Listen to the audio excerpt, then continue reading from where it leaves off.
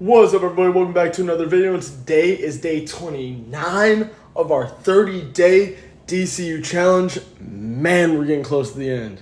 And today's question is, in your opinion, who do you think is the most powerful DCU character on average? But before we get into today's topic, go ahead and become part of the family, because trust me, if you like this type of content, you're right where you need to be. So yes, here and there may be these versions of like Superman that are incredibly powerful and are considered the most powerful characters in the DC franchise to date. But on average, who is usually the most powerful? For me personally, I'm definitely going Plastic Man. This dude's feats and this dude's abilities make him at face value seem like not that big of a threat. But he is the only man that Batman doesn't even have a contingency plan for. Okay, you know what? I'm lying. He does have a contingency plan for Plastic Man. It's that he hopes he doesn't become a villain. Crazy work.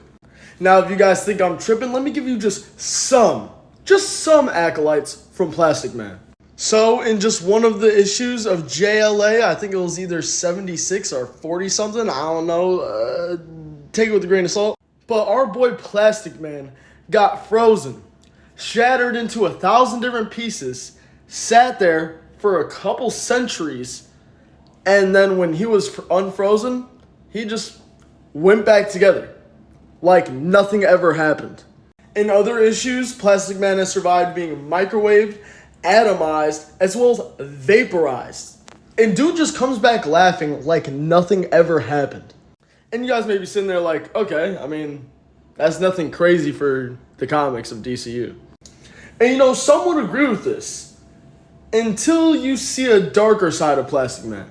And what do I mean by this? Well, there was a time when his son got kidnapped and it didn't turn out so pretty. Quick summary of the scenario: Plastic Man's son gets kidnapped and gets taken to, I believe, was the Pentagon? I could be wrong about that.